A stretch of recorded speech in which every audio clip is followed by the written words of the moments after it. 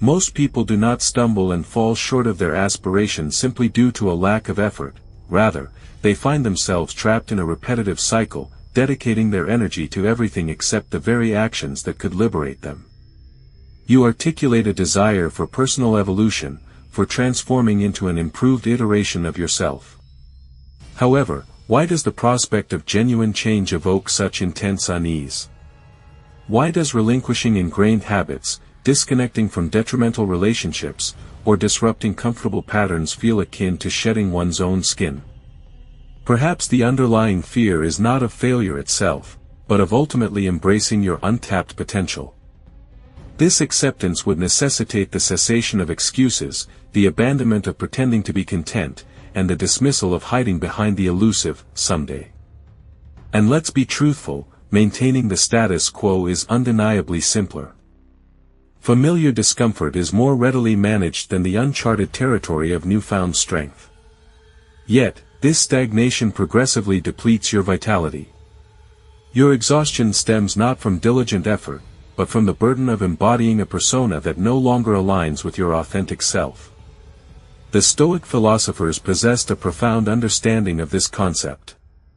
Marcus Aurelius astutely remarked, "Waste no more time arguing what a good man should be one. It is not sufficient to merely discuss change, it is imperative to embody it in the present moment." Thus, in this discourse, we are not pursuing superficial enhancements, we are delving into the core of our being. We are stripping away falsehoods and constructing a steadfast foundation, drawing upon the enduring wisdom of Stoicism and employing practical tools that yield tangible results, devoid of hype or relentless striving, only truth. And pay close attention, do not hastily skip through this material. Each element of what you are about to absorb is interconnected. If you have ever experienced a sense of being confined, as though destined for greater achievements yet unable to attain them, remain attentive, this may be precisely what you require. Furthermore, if our endeavors here assist you in perceiving yourself with greater clarity, if they empower you to advance even a single step closer to your intended self, I request a simple favor: engage the subscribe button. It incurs no cost, yet its significance is immeasurable. Let us embark on this next phase together. Your future commences at this very juncture. The majority of individuals are not immobilized by indolence, but rather by a lack of clarity. They navigate life by reacting to the most prominent stimuli, messages, deadlines, dramatic events, without pausing to contemplate, is this the existence I genuinely desire? This inquiry is of paramount importance, as failing to consciously select your path will inevitably lead to the world dictating it for you. You will expend years pursuing objectives that were never genuinely your own, ascending ladders that ultimately lead to nowhere. Marcus Aurelius once stated, "If you do not have a consistent goal in life, you cannot live it in a consistent way." It transcends merely possessing dreams, it entails possessing a lucid, conscious vision that compels you to rise from bed each morning and anchors you during times of adversity. Therefore, take a moment and contemplate, what constitutes your personal definition of a fulfilling life? Discard the distractions, disregard the prescribed desires. What do you genuinely seek? Do you envision yourself thriving in a tranquil, creative environment? Engaging in extensive travel? Nurturing a family? Establishing a business that yields a tangible positive impact? Now, delve deeper. What sensations characterize your ideal morning? Who surrounds you? What type of energy permeates the space as you enter? These are not mere fantasies, they serve as the blueprint, and without one, you are akin to a ship devoid of a compass, adrift yet lacking direction. Carl Jung expounded upon the process of individuation, the lifelong endeavor of becoming one's true self. However, one cannot materialize into something that has not been envisioned. Visualization is not mere wishful thinking, it is self-alignment. It is the practice of mentally rehearsing the person you are evolving into, thereby enabling your brain to recognize that version as tangible. Neuroscience substantiates this. The more clearly and consistently you visualize something, the more readily your brain initiates the rewiring of behaviors to align with it. This is not sorcery, it is mental muscle memory. Therefore, procure a notebook or access your notes application. There are no observers, be brutally honest and document everything. Who do you aspire to be? What activities characterize that version of you on a daily basis? What do they actively avoid? How do they think, communicate, rest, express affection, and lead? Be specific, vivid, and visual. This clarity becomes your guiding star, because when life inevitably becomes overwhelming and disorganized, it is to that vision that you will return. It serves as a reminder of your initial motivations. You are not obligated to possess all the answers presently, but you do require a direction. This commences by finally addressing the question that the majority of individuals evade: what type of life am I genuinely striving to construct? Have you ever observed how swiftly you dissuade yourself from pursuing endeavors before even attempting them? That internal voice has already articulated the reasons for its impossibility. I am not sufficiently intelligent, someone else is already engaged in this activity, what if I fail and appear foolish? Does this resonate with you? That voice does not merely whisper, it resounds. It casts doubt upon your worth, it accentuates every imperfection, every misstep, every blemish. And if you are not vigilant, it will become your reality. However, here is a profound understanding held by ancient Stoics: you are not your thoughts, you are the observer of them. Marcus Aurelius wrote, "The soul becomes dyed with the color of its thoughts," and if you consistently immerse yourself in self-doubt, do not be surprised when everything assumes a somber hue. The true adversary is not failure, but the conviction that you are not permitted to succeed, that you are undeserving of a more fulfilling life. Carl Jung once stated, "The most terrifying thing is to accept oneself completely, because upon doing so, the excuses begin to diminish in potency. You cease awaiting permission, you no longer require external validation of your potential, you discontinue outsourcing your self-assurance to the opinions of others." This embodies betting on yourself. It is daunting, raw, and uncomfortable, yet it is indispensable. Self-belief does not necessitate possessing all the answers, it entails possessing the fortitude to act before the answers materialize. It is the decision to initiate the business, join the fitness center, compose the opening chapter, apply for the position even when feeling unqualified. Because, in truth, the majority of individuals are improvising as they progress. The distinction lies in the fact that some commence walking while others are still meticulously examining the map. And indeed, you will experience insecurity, you will question your decisions. This is inherent to the process. Confidence is not an on-off switch, it is a skill cultivated each time you undertake something you previously believed yourself incapable of. Analogous to a muscle, belief strengthens with repetition. The more frequently you challenge doubt, the weaker it becomes. Therefore, when that internal voice creeps in, asserting your unreadiness, confront it with action, declare, "Perhaps not, but I am proceeding regardless." Betting on yourself does not guarantee the absence of failure, it signifies ceasing to regard failure as a definitive conclusion. It signifies ultimately tiring of being a passive observer in your own life. Therefore, ask yourself, if you lack belief in your own narrative, why would anyone else? This is not about arrogance, it is about ownership.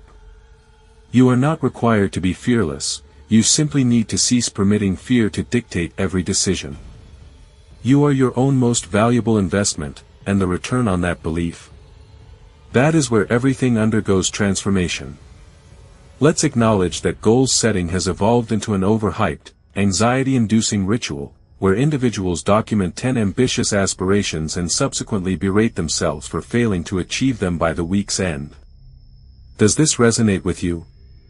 We have all experienced it. You become energized, establish an audacious objective, such as, "I will awaken at 4 in the morning, meditate for an hour, run 5 miles, compose a book, and prepare quinoa for lunch," and by the second day, you have reverted to snoozing your alarm and questioning your very existence. Why? Because the objectives were not tailored for real life, they were designed for an idealized version of yourself. That is not motivation, it is self-sabotage disguised as ambition. The Stoics adopted a divergent methodology. Epictetus advised, first say to yourself what you would be, and then do what you have to do. Did you notice that? It commences with clarity, not pressure. Goals should not deplete you, they should guide you. That is where micro goals become relevant, incremental victories, daily repetitions, habits so elementary that they appear almost comical, until one day you pause and realize you have undergone transformation. Consider, for instance, aspiring to enhance your health. Do not initiate marathon training, commence with a leisurely stroll around the block after dinner. Aspiring to become a reader. Do not compel yourself to wade through a dense philosophical treatise in a single sitting, read merely one page, just one. Because here is the crucial element, your brain necessitates evidence before it accepts the possibility of change. Small victories furnish that evidence. They convey, behold, you accomplished that. You are evolving into the type of individual who engages in that activity. And once your identity commences to shift, the more significant transformations no longer feel as insurmountable. Carl Jung posited that authentic transformation does not occur through sudden epiphanies, but through consistent engagement with the minor, frequently overlooked facets of daily existence. When you attend to your small goals, even in the absence of an audience, you cultivate something sacred, self-trust. And self-trust serves as the bedrock for all else. However, here is the caveat, your goals must align with your current energy and reality, not your ego. Be candid about the phase of life you are in. Certain periods are conducive to sprinting, while others are more suited to gradual construction. Do not conflate patience with passivity. Progress remains progress, even when it is subtle. Therefore, establish goals that respect your humanity, goals that accommodate your chaotic days, your weary mornings, your detours. Because the more attainable your goals appear, the more inclined you will be to persist, and that consistency. That is what generates momentum, not giant leaps, but deliberate, intentional steps. You need not shock your system, you simply need to cease abandoning yourself each time it deviates from perfection. Let's confront the truth, awaiting the inclination to engage in an activity is the most expedient route to never undertaking it. We are all aware that spark of motivation ebbs and flows. One day you are energized, meticulously planning your new routine, generating to-do lists like a productivity expert. The subsequent day, you lack even the energy to respond to a text message. That is authentic, that is human. However, here is the crux, growth is indifferent to your emotional state. And the individuals who progress further in life? They are not sustained by perpetual inspiration, they are sustained by discipline, by commitment, by something more profound than feeling prepared. Marcus Aurelius articulated it most effectively, at dawn, when you have trouble getting out of bed, tell yourself, I have to go to work as a human being. That embodies the Stoic methodology, duty supersedes mood. Show up, not because you are excited, but because that is the individual you are training yourself to be. Contemplate this, you are not merely brushing your teeth, composing that email, or engaging in that workout, you are casting a vote for the type of individual you aspire to become. Each individual action, even the most insignificant, sends a signal to your brain, I am committed to myself. Carl Jung discussed the integration of the shadow, the aspects of ourselves we tend to disregard or evade. Showing up when you are fatigued, unmotivated, or anxious. That constitutes shadow work. That entails confronting the facets of yourself that resist and declaring, you are still accompanying me.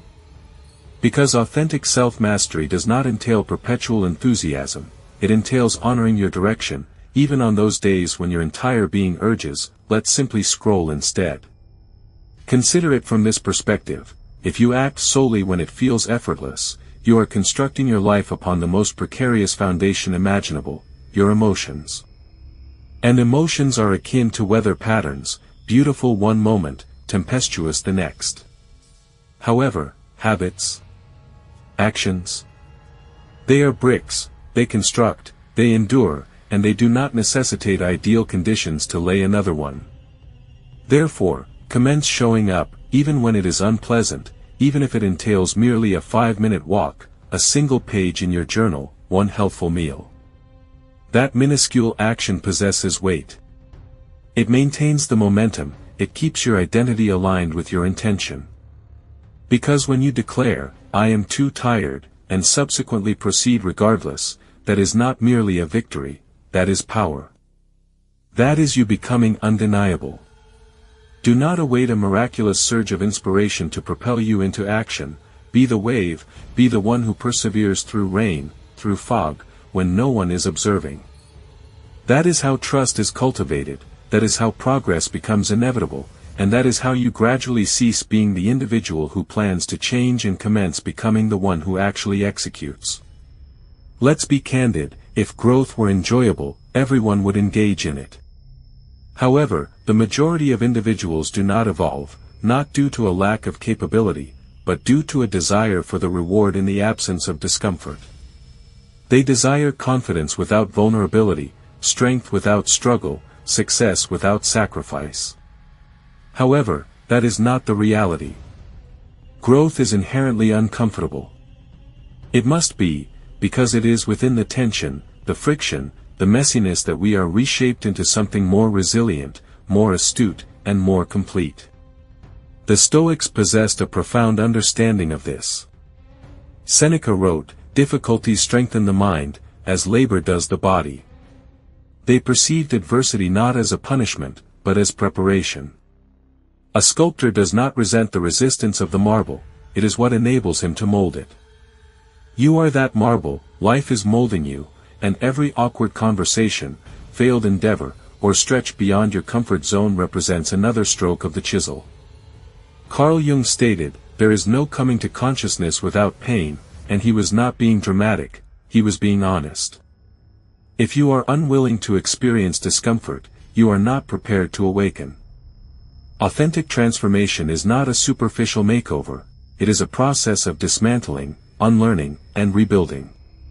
It entails acknowledging that you lack all the answers, it entails embracing uncertainty and still electing to advance, it entails confronting fears that cause your hands to tremble and proceeding regardless.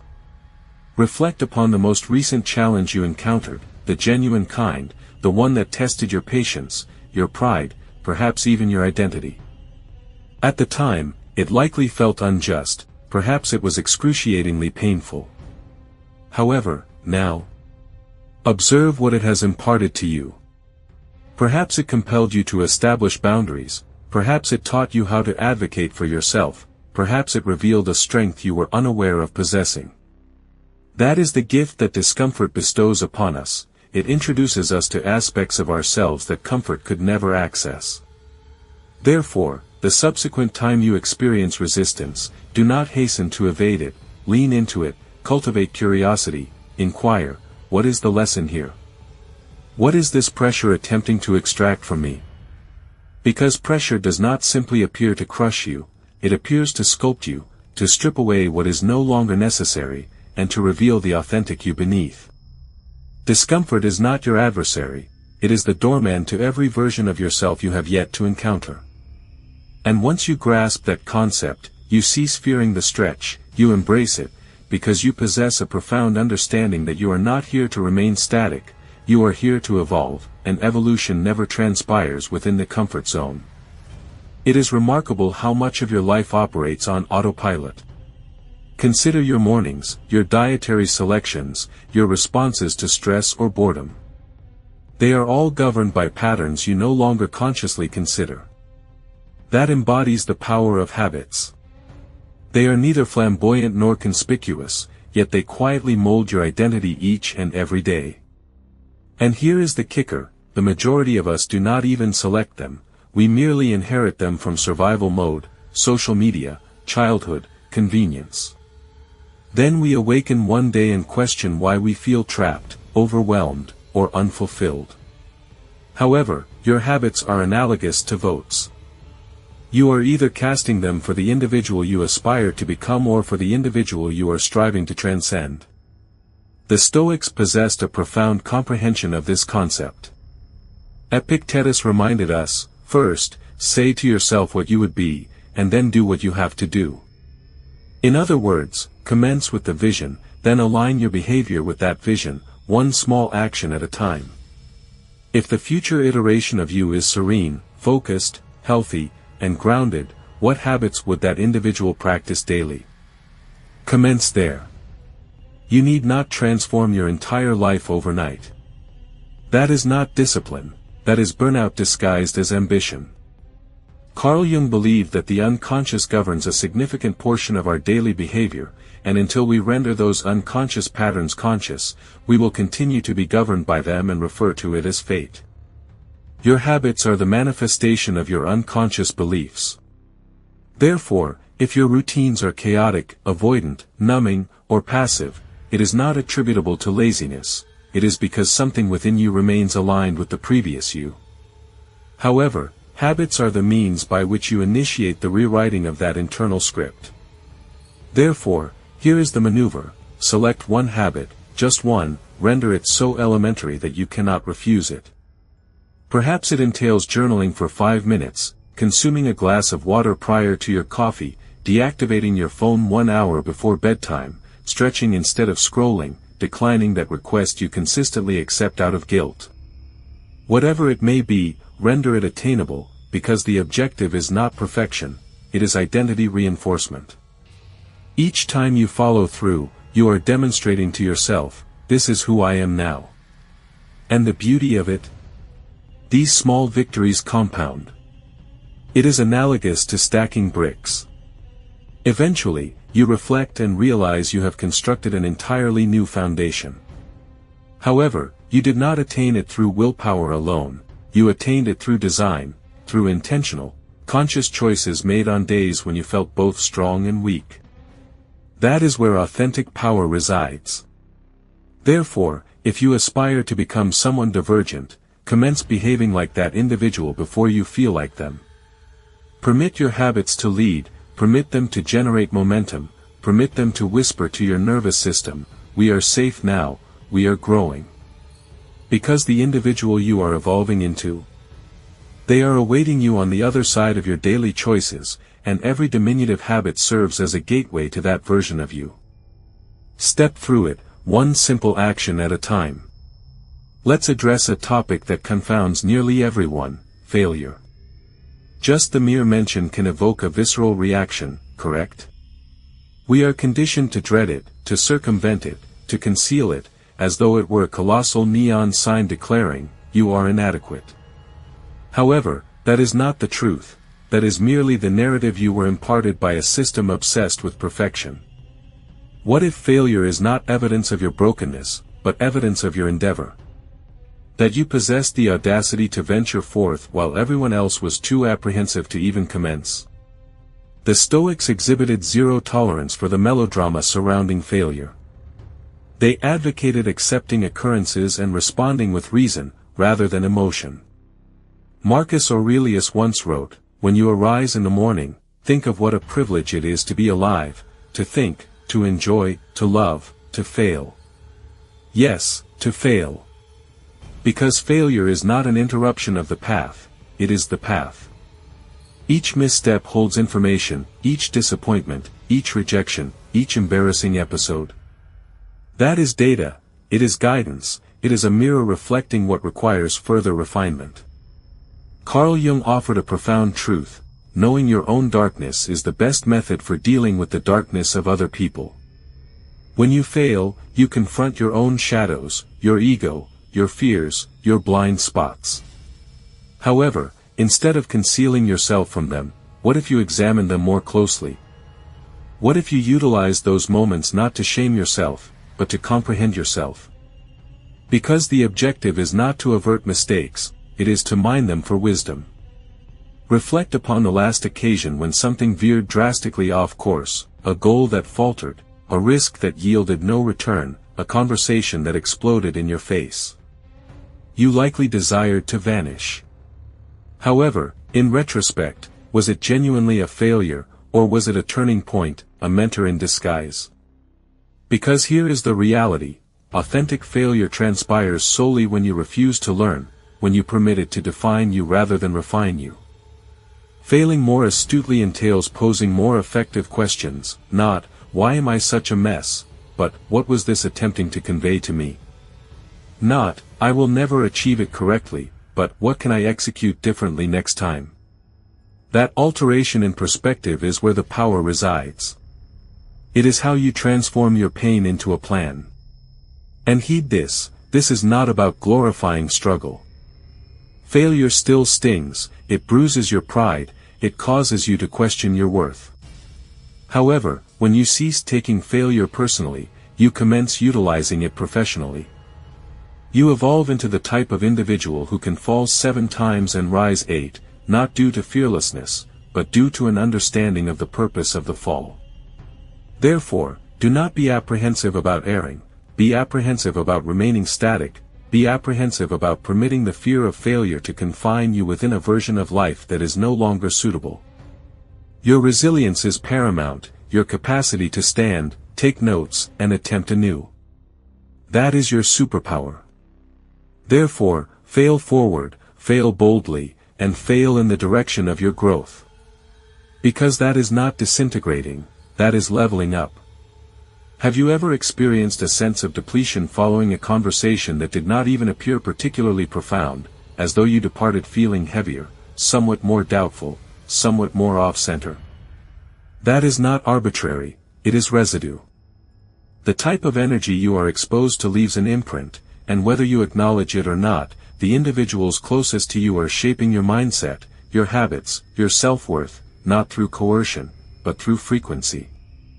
Those with whom you converse, those to whom you listen, those with whom you joke, they become mirrors, reinforcing your self-perception. Therefore, the crucial inquiry is, do your associates reflect who you once were or who you are endeavoring to become? The Stoics held a definitive stance on this matter. Seneca stated, "Associate with people who are likely to improve you. Welcome those whom you are capable of improving." The process is a mutual one, we learn as we teach. Your circle should elevate you, not merely entertain you. You do not require individuals who are impeccable, but you do require individuals who are intentional, individuals who are actively engaged in self-improvement, who embrace accountability, who do not recoil from growth, even when it is uncomfortable. If your environment is saturated with gossip, blame, and mediocrity, it is not neutral, it is toxic, and you will ultimately absorb it without even recognizing it. Carl Jung cautioned us regarding the collective unconscious, the imperceptible psychological patterns we absorb from the groups to which we belong. If you associate with individuals who evade responsibility, portray themselves as victims, or perpetually complain, it will not be long before you commence echoing their behaviors, not due to weakness, but due to human nature. We adapt, we mirror energy. Therefore, if you aspire to evolve, you must commence treating your inner circle as sacred ground, because it is. And heed this, curating your circle is not about being callous or severing ties without compassion, it is about alignment. Are these individuals assisting me in becoming more honest, more disciplined, more vibrant, or are they encouraging the aspects of myself I am endeavoring to relinquish? At times, the most courageous action you can undertake is to outgrow individuals without animosity. You can cherish someone and still recognize that their energy no longer aligns with your intended trajectory. That is where solitude becomes relevant. The majority of individuals dread solitude because they have never utilized it effectively. However, solitude undertaken with intention, that is where you reconnect with your values, that is where you reset, that is where you recollect who you are in the absence of all the external clamor. As the adage states, if you can't change the people around you, change the people around you. Because silence is preferable to chaos, peace is preferable to superficial support, and being alone is infinitely preferable to being surrounded by individuals who secretly desire your stagnation. Therefore, conduct an audit, without drama, without grand pronouncements, merely a tranquil internal evaluation: who energizes you, who depletes you, who challenges you to ascend, and who subtly pulls you down. Upgrade accordingly. Do not apologize for safeguarding your energy. Your environment is either assisting your evolution or perpetuating repetition. You have the prerogative to select what plays. Have you ever observed how your brain enjoys replaying what transpired incorrectly, that one awkward episode, that missed opportunity, the remark you should have uttered but did not? We fixate on imperfections. It is as though our minds are wired to accentuate the deficiencies, rather than the advancements, and while some of that stems from survival instincts, scanning for peril, evading pain, it becomes problematic when it is all we perceive. Because if you are solely measuring what is absent, you will never feel adequate, you will never perceive how far you have genuinely progressed. The Stoics possessed a profound comprehension of this. Marcus Aurelius once remarked, "When you arise in the morning, think of what a privilege it is to be alive, to breathe, to think, to enjoy, to love." That is not merely poetic, it is practical. It is a shift in mindset. Gratitude is not about disregarding your tribulations, it is about balancing the lens, it is about acknowledging, yes, circumstances are challenging, but observe what remains possible. You commence realizing that abundance is not some remote reward, it is already interwoven within the ordinary, you simply need to pause sufficiently to perceive it. Carl Jung also believed that perception shapes reality. What you concentrate on expands. If you consistently zoom in on chaos, your life will feel chaotic. If you commence identifying moments of beauty, connection, progress, even in their most minuscule forms, your nervous system recalibrates, you cease residing in panic mode, you commence residing in presence. Attempt this at the conclusion of your day, document 3 victories. They need not be substantial. Perhaps you consumed more water than usual, perhaps you established a boundary, perhaps you did not descend into despair following that email, that constitutes a victory. Perhaps you merely arose from bed and participated in life when it would have been simpler to conceal yourself, that also constitutes a victory. Do not underestimate the subtle triumphs, they are frequently the most transformative. Gratitude rewires your brain to seek hope. It is not a passive emotion, it is a skill, one that necessitates practice. When you actively enumerate your blessings, you shift your internal dialogue from, "I am not accomplishing enough," to, "I am progressing." That shift generates momentum, it cultivates resilience, it cultivates inner peace. And no, this does not imply that you plaster a smile over pain or feign that everything is well when it is not. Stoicism does not deny suffering, it integrates it. It teaches us that joy and hardship can coexist within the same breath. You can experience gratitude and grief concurrently, you can be healing and hopeful concurrently, you can feel lost and still perceive the beauty of a sunset or the warmth of a cup of tea in your hands. Therefore, cease awaiting your life to be flawless before feeling pride. Survey your surroundings, what is functioning effectively? What have you survived? What can you appreciate at this very moment, without requiring any alterations, because when you enumerate your victories, regardless of their magnitude, you grant yourself permission to feel worthy, and that is not trivial, that is power. There is a prevalent notion that one day you will arrive, that if you peruse a sufficient number of books, achieve the appropriate milestones, master the flawless routine, you will ultimately be complete, rectified, perfected. However, here is the reality that no one prefers to concede: there is no finish line. There is no ultimate version of you that, once unlocked, signifies the cessation of all struggles. Growth lacks an endgame, it is not a level you conquer, it is a lifestyle. You do not become your optimal self once, you persist in becoming. That embodies the authentic path, not perfection, not completion, evolution. The Stoics possessed a profound comprehension of this. They did not advocate becoming finished, they advocated becoming disciplined, remaining teachable. Epictetus stated, "It is impossible for a man to learn what he thinks he already knows." The instant you determine that you have comprehended everything, you cease growing, and, truthfully, that mindset is perilous. It cultivates ego, it obscures your blind spots, it induces complacency, and complacency, if left unchecked, transforms into stagnation. Carl Jung also cautioned against this.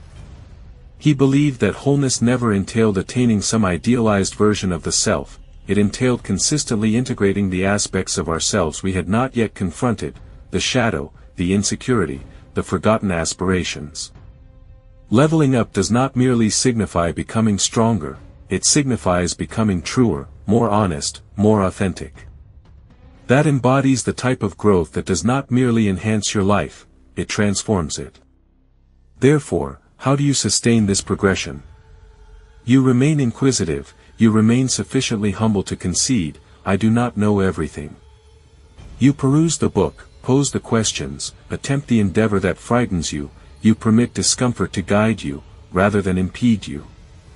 Because each time you stretch beyond what is familiar, you expand not solely in skill, but in spirit. You commence feeling more authentically you, more grounded, more capable. However, heed this, they will not consistently be significant leaps. At times, leveling up entails resting, declining, departing from a situation that previously defined you. At times, growth entails relinquishing the version of you that necessitated proving everything to everyone. That too constitutes evolution. And if you ever discern yourself declaring, "I should be further along by now," silence that internal voice. It is comparing you to a version of success that does not exist. There is no final form, merely new stages, new challenges, new depths. And you need not hasten through them, you simply need to persist in moving, persist in questioning, persist in becoming. Because you are not here to remain static, you are here to stretch, to stumble, to rise, to learn, unlearn, relearn. And each time you do, you unlock a greater measure of who you are destined to be. The journey to becoming your optimal self is neither ostentatious nor glamorous, it is constructed upon quiet decisions, upon moments of valor, upon the election to persevere when it is simpler to remain stagnant. Growth is not a finish line, it is a way of existing. If this message resonated with you, there is more awaiting you. Watch one of the suggested videos on the screen, it may prove to be the subsequent breakthrough you necessitate. And thank you for being a part of. Until our next encounter.